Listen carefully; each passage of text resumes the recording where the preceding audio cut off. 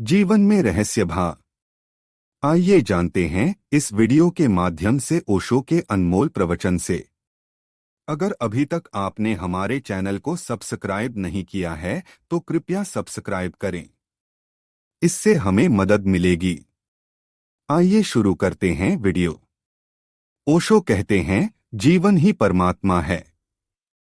जीवन के अतिरिक्त कोई परमात्मा नहीं।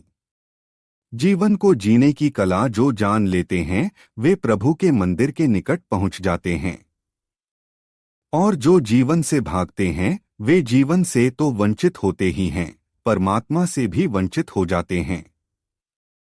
इस संबंध में थोड़ी सी बातें पहले मैंने आपसे कहीं। पहला सूत्र मैंने आपसे कहा है जीवन के प्रति अहोभाव, जीवन के प्रति आनंद और अनुग्रह की भावना। लेकिन आज तक ठीक इससे उल्टी बात समझाई गई है।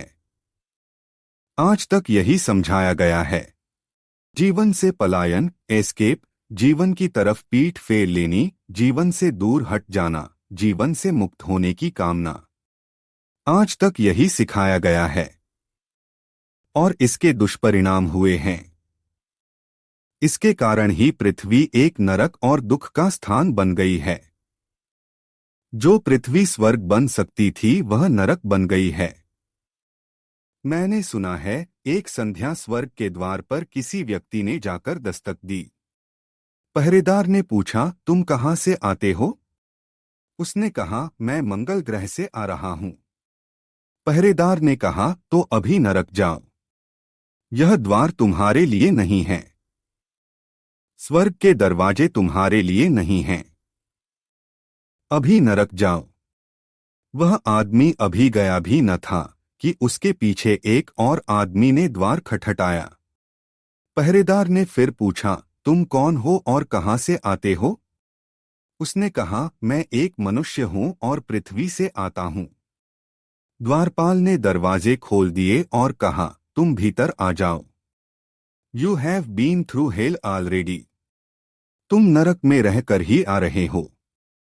अब तुम्हें और किसी नरक जाने की कोई जरूरत नहीं है।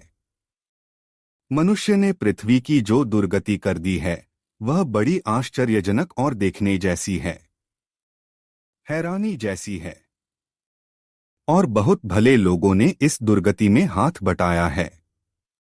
उन सारे लोगों ने जिन्होंने जीवन की निंदा की है और जीवन का कंडेमनेशन किया है, जिन्होंने जीवन को असार और बुरा कहा है, जिन्होंने जीवन के प्रति घृणा सिखाई है, उन सारे लोगों ने पृथ्वी को नरक बनाने में हाथ बटाया है। इस संबंध में पहले मैंने आपसे कहा यह दुर्भाव छोड़ना होगा। धार्मिक मनुष्य के मन में जीवन के प्रति एक धन्यता का, एक ग्रेटिट्यूड का भाव लाना होगा। जीवन उसे असार नहीं दिखाई पड़ता, और अगर कहीं जीवन असार मालूम होता है तो वह समझता है कि मेरी कोई भूल होगी जिससे जीवन गलत दिखाई पड़ रहा है। जब भी जीवन गलत दिखाई पड़ता है तो धार्मिक आदमी अपने को गलत समझता है। लेकिन मनुष्य की पुरानी भूलों में से एक यह है कि अपनी भूल को दूसरे पर थोप देने की हमारी पुरानी प्रवृत्ति है। अपनी गलती को, अपने दोष को, अपनी व्यर्थता को, अपनी मीनिंगलेसनेस को हम जीवन पर थोप कर मुक्त हो जाते हैं। जीवन ही दुख है। हम क्या करें? सच्चाई दूसरी है। हम जिस चित्त को लिए बैठे हैं वह दुख का सृजन करने वाला चित्त है। हम जिस मन को लिए बैठे हैं, हम जिन वृत्तियों को लिए बैठे हैं, वे वृत्तियां दुख को पैदा करने वाली हैं और दुख को जन्म देने वाली वृत्तियां हैं। पृथ्वी वैसी ही हो जाती है जैसे हम हैं। हम हैं मौलिक रूप से केंद्रीय, पृथ्वी नहीं। एक छोटे से गांव के बाहर एक सुबह ही सुबह एक बैलगाड़ी आकर रुकी थी, और उस बैलगाड़ी में बैठे हुए आदमी ने उस गांव के द्वार पर बैठे हुए एक बूढ़े से पूछा इस गांव के लोग कैसे हैं? मैं इस गांव में हमेशा के लिए स्थायी निवास बनाना चाहता हूं। उस बूढ़े ने कहा मेरे मित्र, अजनबी मित्र, इसके पहले कि मैं तुम्हें बताऊं कि इस गांव के लोग कैसे हैं, क्या मैं पूछ सकता हूं कि उस गांव के लोग कैसे थे जिससे तुम आ रहे हो। उस आदमी ने कहा, उनका नाम और उनका ख्याल ही मुझे क्रोध और घृणा से भर देता है। उन जैसे दुष्ट लोग इस पृथ्वी पर कहीं भी नहीं होंगे। उन शैतानों के कारण ही, उन पापियों के कारण ही तो मुझे वह गांव छोड़ना पड़ा है। मेरा हृदय जल रहा है। मैं उनके प्रति घृणा से और प्रतिशोध से भरा हुआ हूं। उनका नाम भी न लें, उस गांव की याद भी न दिलाएं। उस बूढ़े ने कहा, फिर मैं क्षमा चाहता हूं। आप बैलगाड़ी आगे बढ़ा लें। इस गांव के लोग और भी बुरे हैं। मैं उन्हें बहुत वर्षों से जानता हूं। वह बैलगाड़ी आगे बढ़ी भी नहीं थी कि एक घुड़सवार आकर रुक गया और उसने भी यही पूछा उस बूढ़े से कि इस गांव में निवास करना चाहता हूं। कैसे हैं इस गांव के लोग? उस बूढ़े ने कहा, उस गांव के लोग कैसे थे जहां से तुम आते हो? उस घुड़सवार की आंखों में आनंद के आंसू आ गए। उसकी आंखें किसी दूसरे लोक में चली गईं। उसका हृदय किन्हीं की स्मृतियों से भर गया और उसने कहा, उनकी याद भी मुझे आनंद से भर देती है। कितने प्यारे लोग थे, और मैं दुखी हूं कि उन्हें छोड़कर मुझे मजबूरियों में आना पड़ा है। लेकिन एक सपना मन में है कि कभी फिर उस गांव में वापस लौटकर बस जाऊं। वह गांव ही मेरी कब्र बने, यही मेरी कामना है। बहुत भले थे वे लोग, उनकी याद न दिलाना।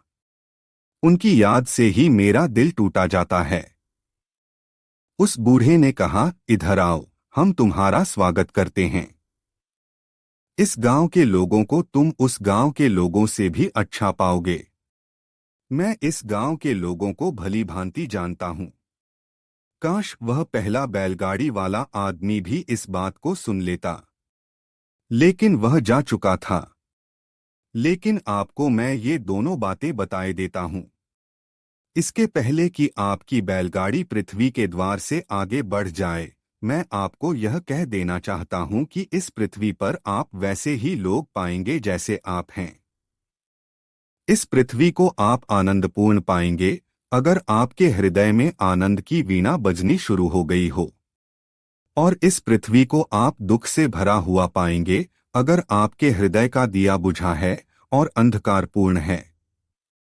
आपके अतिरिक्त और कुछ भी नहीं है पृथ्वी। जीवन वही है जो आप हैं। जीवन को हम किस दृष्टि से देखते हैं? धार्मिक व्यक्ति जीवन से भागने वाला व्यक्ति नहीं है। भागने वाले होते होंगे कमजोर। भागने वाले होते होंगे सुस्त और आलसी। भागने वाले होते होंगे डरपोक, कावड़, जिन्हें जीवन का सामना करने का साहस और हिम्मत नहीं है। धार्मिक व्यक्ति से ज्यादा साहसी तो कोई होता ही नहीं। उससे ज्यादा करेज तो किसी के भीतर होता नहीं। धार्मिक व्यक्ति भागता नहीं, स्वयं को बदलता है। और स्वयं की बदलाहट के साथ ही पाता है कि सारा जीवन बदल गया है। जिस दिन वह खुद को बदल लेता है, उसी दिन पाता है कि सारे जीवन की पूरी स्थिति बदल गई है, जीवन कुछ और हो गया है। हमारी आंखों पर निर्भर है वह जिसे हम देखते हैं, और हमारे प्राणों पर निर्भर है वह जिसका हम अनुभव करते हैं। यह बात मैंने पहले आपसे कही। आनंद भाव, जीवन के प्रति अहोभाव, जीवन के प्रति अनुग्रह का बोध, यह धार्मिक व्यक्ति की पहली जीवन क्रांति का सूत्र है। आज दूसरे सूत्र पर मुझे बात करनी है। दूसरा सूत्र है जीवन के प्रति आश्चर्य का बोध। 3000 वर्षों में अगर मनुष्य ने कोई चीज खो दी है तो आश्चर्य खो दिया है। आश्चर्य के साथ ही खो गया है धर्म। आश्चर्य के साथ ही खो गया है जीवन का रहस्य। आश्चर्य के साथ ही खो गया है वह सब जो मिस्टीरियस है, वह सब जो रहस्यपूर्ण है। आश्चर्य हमने कैसे खो दिया है? छोटे बच्चे तो आज भी आश्चर्य को लेकर पैदा होते हैं, लेकिन माँ बाप उनके आश्चर्य की गर्दन घोंट देते हैं। छोटे बच्चे तो आज भी वैसे ही पैदा होते हैं जैसे पहले होते थे, लेकिन उनके आश्चर्य को हम उनके बोध के जगने के पहले ही नष्ट कर देते हैं। हमारी सारी शिक्षा संस्थाएं, हमारी सारी संस्कार देने वाली व्यवस्था, हमारा समाज, हमारी सभ्यता, हमारी संस्कृति एक चीज की बुनियादी शत्रु है, और वह चीज है आश्चर्य का भाव। पहले तो धर्मों ने आश्चर्य के भाव को नष्ट कर दिया। कैसे किया? जीवन में जो जो अज्ञात था, अननोन था, और अज्ञात ही नहीं, जो जो अज्ञेय था, अननोएबल था, धर्मों ने यह घोषणा कर दी कि हम सब जानते हैं। धर्मों ने कह दिया कि सृष्टि कैसे बनी, हमें पता है। कितने दिन में बनी है, हमें पता है। किस तारीख पर, किस सदी में और किस सन में बनी है, यह हमें पता है। परमात्मा ने क्यों प्रकृति और सृष्टि बनाई, यह हमें पता है। धार्मिक लोगों ने बहुत बड़ा असत्य बोला है। दुनिया में इससे बड़ा कोई असत्य नहीं हो सकता था कि हमें पता है कि जीवन कैसे जन्मा, कि हमें पता है कि परमात्मा क्या है। परमात्मा और जीवन है अज्ञात। अज्ञात ही नहीं, अज्ञेय। अननोन ही नहीं, अननोएबल। लेकिन धर्मों ने यह घोषणा की कि हमें पता है। धर्मगुरुओं ने यह घोषणा की कि हमें मालूम है। उन्होंने इतने जोर से दावा किया कि हमें पता है। और फिर उन्होंने यह भी कहा कि अगर कोई कहेगा कि हमें पता नहीं है, या कोई अगर सिद्ध करना चाहेगा कि तुम अज्ञानी हो, तो हम अपनी दलील को तलवार से सिद्ध करके बता देंगे कि हम जो कहते हैं वह ठीक है। जिसके हाथ में तलवार है, वह जो कहता है ठीक है। मनुष्य को पता नहीं है कुछ भी। मनुष्य का अज्ञान बहुत गहरा है। लेकिन कुछ अहंकारी लोगों ने, कुछ ऐसे लोगों ने जो यह स्वीकार नहीं कर सकते थे कि हम नहीं जानते हैं, क्योंकि न जानने की स्वीकृति बहुत बड़ी ह्यूमिलिटी है, बहुत बड़ी विनम्रता है। जो वस्तुतः धार्मिक होता है, उसी में यह विनम्रता होती है कि मैं नहीं जानता हूं। लेकिन पंडित में यह विनम्रता नहीं होती कि मैं नहीं जानता हूं। उसकी घोषणा होती है कि मैं जानता हूं। न केवल यही कि मैं जानता हूं, बल्कि दूसरे जो जानते हैं गलत जानते हैं। ठीक तो केवल मैं ही जानता हूं। मेरी किताब ठीक, मेरा संप्रदाय ठीक, मेरे तीर्थंकर ठीक, मेरे पैगंबर ठीक, मेरे अवतार ठीक। मैं जो जानता हूं वही ठीक है और बाकी सब गलत है। इस तरह की घोषणाओं की निरंतर पुनरुक्ति ने और बच्चों के मन में बचपन से ही इन बातों को प्रविष्ट करा देने से वह जो जीवन में अज्ञात था वह विलीन हो गया, छिप गया। हमें लगने लगा कि हम सब कुछ जानते हैं। और जब मनुष्य को लगने लगता है कि मैं सब कुछ जानता हूं, तब आश्चर्य की कोई संभावना नहीं रह जाती। तब विस्मय का कोई कारण नहीं रह जाता। तब मिस्टीरियस के प्रविष्ट होने का कोई द्वार नहीं रह जाता। आदमी अपने ज्ञान के कारागृह में ही बंद हो जाता है, और वह चारों तरफ जो अज्ञात मौजूद है, उसके लिए कोई दरवाजा, कोई खिड़की नहीं रह जाती कि उससे प्रवेश कर सके। तो पहले तो धर्मों ने मनुष्य के आश्चर्य की हत्या की, धर्मशास्त्रों ने, धर्मगुरुओं ने। फिर पीछे उनके आया विज्ञान, और विज्ञान ने और भी मनुष्य को यह ख्याल दे दिया कि हम सब जानते हैं। विज्ञान ने भी फिक्शन खड़े किए, धर्मों ने भी खड़े किए थे, कल्पना के लोक विज्ञान ने भी खड़े किए। क्रिश्चियन कहते हैं ईसा से 4000 वर्ष पूर्व दुनिया की सृष्टि की परमात्मा ने 6 दिन में सृष्टि की और 7वें दिन विश्राम किया, रविवार के दिन। यह सब इन्हें पता है। फिर विज्ञान आया और विज्ञान ने पुरानी कल्पनाओं के लिए तो कहा कि ये कल्पनाएं हैं, फिक्शंस हैं। लेकिन नई कल्पनाएं खड़ी कर दी। वैज्ञानिक कहते हैं कि नहीं, परमात्मा ने सृष्टि की, यह तो पता नहीं, लेकिन अरबों वर्ष पहले धुएं की निहारिकाएं थीं। उन्हीं निहारिकाओं से सूरज का जन्म हुआ, सूरज से पृथ्वी का जन्म हुआ। पृथ्वी पर जो बड़े बड़े गड्ढे हैं, यह जो हिंद महासागर है, पैसिफिक है, अटलांटिक है, ये गड्ढे पृथ्वी से चांद का टुकड़ा अलग निकल गया, इसलिए गड्ढे पैदा हो गए। पृथ्वी से चांद पैदा हुआ है। ये सब बातें भी अत्यंत झूठी और बेबुनियाद हैं। इन बातों के लिए भी न कोई कारण है, न कोई वजह है और न कोई वैज्ञानिक आधार है इन बातों को कहने का। लेकिन आदमी अपने अज्ञान को स्वीकार ही नहीं करना चाहता। किसी न किसी भांति वह यह भ्रम पैदा करना चाहता है कि हम जानते हैं। एडिसन का नाम आपने सुना होगा। 1000 आविष्कार किए एडिसन ने। शायद दुनिया में किसी एक आदमी ने इतने आविष्कार नहीं किए।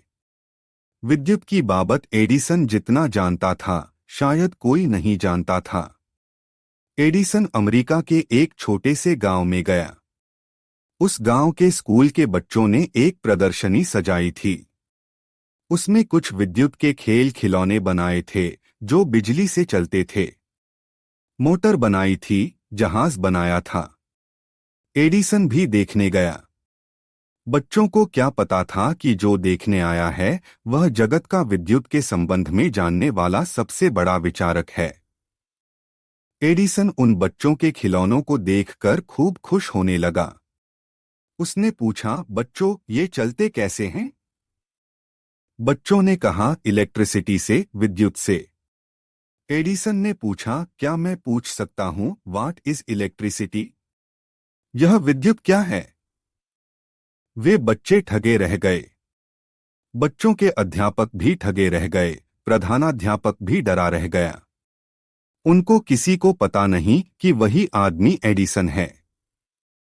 फिर एडिसन ने कहा, आप घबराएं नहीं, मेरा नाम है एडिसन। आपने सुना होगा। वे बोले, सुना है। आप ही तो विद्युत की सब खोजबीन किए हैं। एडिसन ने कहा, तुम निश्चिंत रहो, चिंतित मत हो। मैं भी नहीं जानता हूं। मैं भी उत्तर नहीं दे सकता हूं, व्हाट इज इलेक्ट्रिसिटी। मुझे भी कोई पता नहीं कि विद्युत क्या है। हम केवल विद्युत का उपयोग करना सीख गए हैं। विद्युत क्या है, हमें पता नहीं। अणु क्या है, हमें पता नहीं। अणुबम जरूर हम बनाना सीख गए हैं। एक माली बगीचे में एक बीज बो देता है और एक पौधा बड़ा हो जाता है। पूछे माली से, पौधा क्या है? पूछे माली से, बीज पौधा कैसे बन जाता है? माली कहेगा, मुझे पता नहीं। हालांकि बीज को मैं बो देता हूं और पौधा बन जाता है। मैं बीज से पौधा बनाना सीख गया हूं। लेकिन पौधा क्या है, बीज क्या है, मुझे पता नहीं है।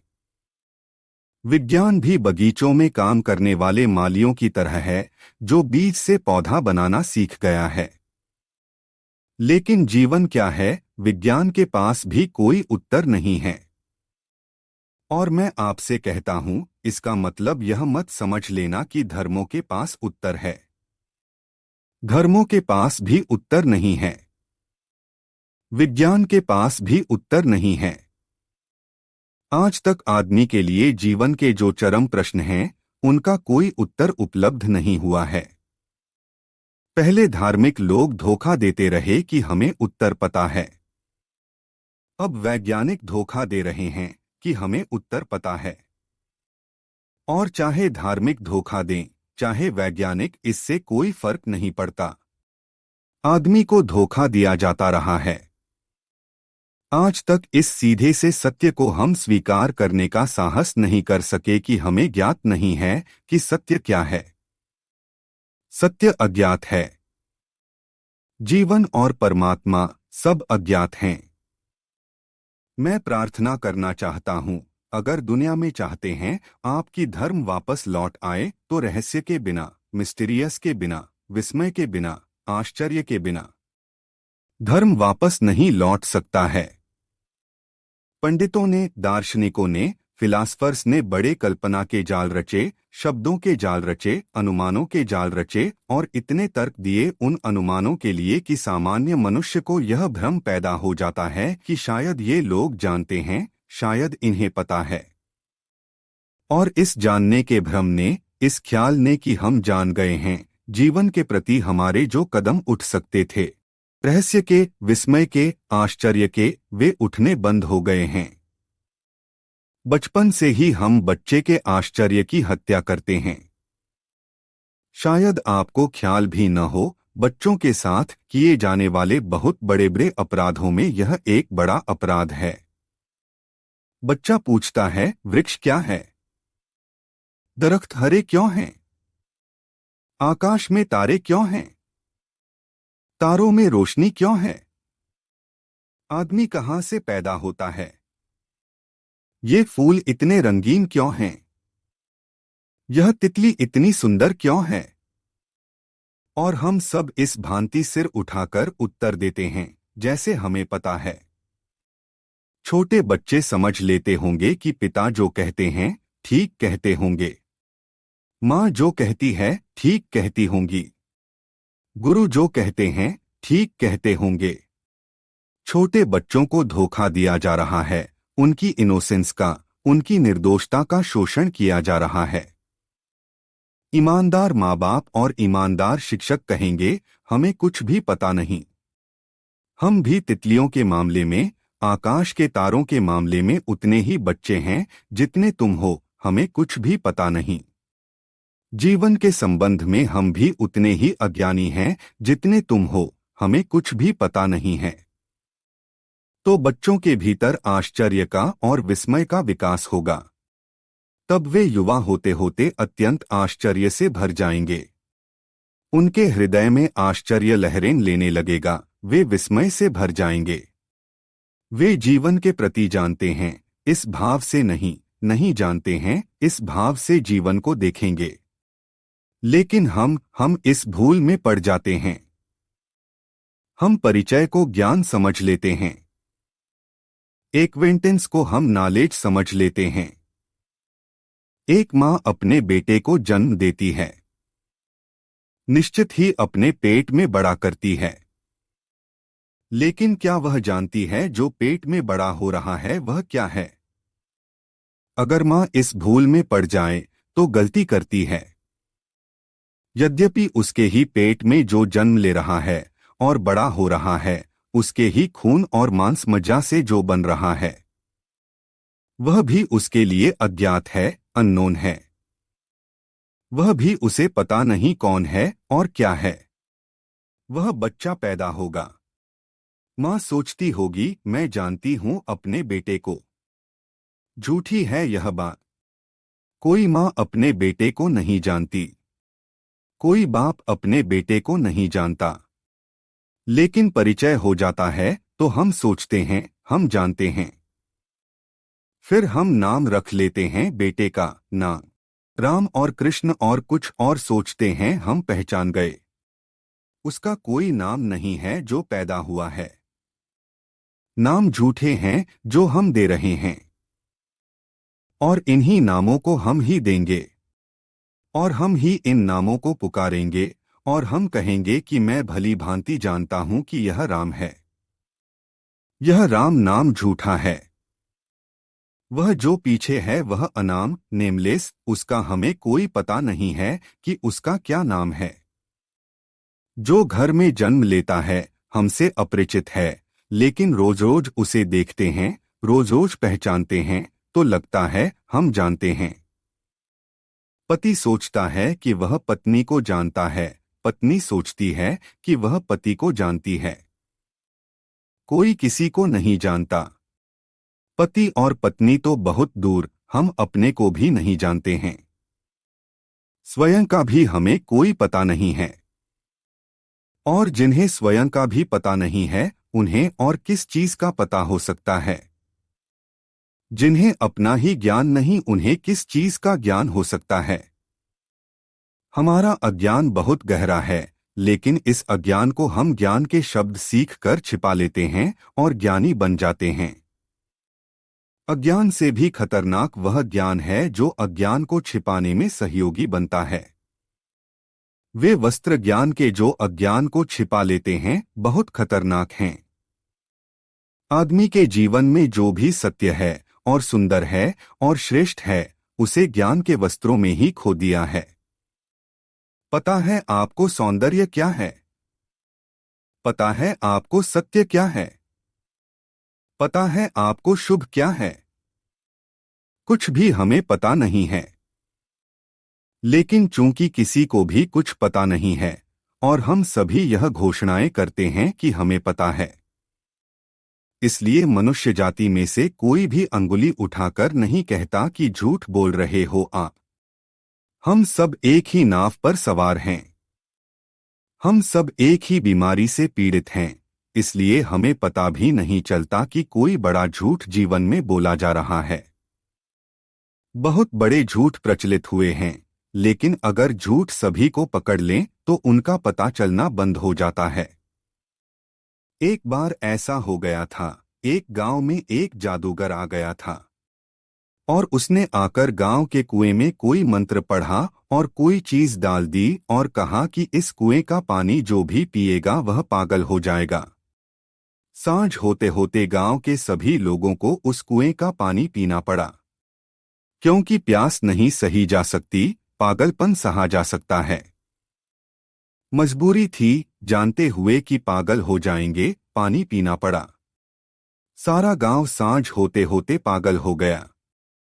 सिर्फ राजा और उसकी रानी और उसका वजीर बच गए।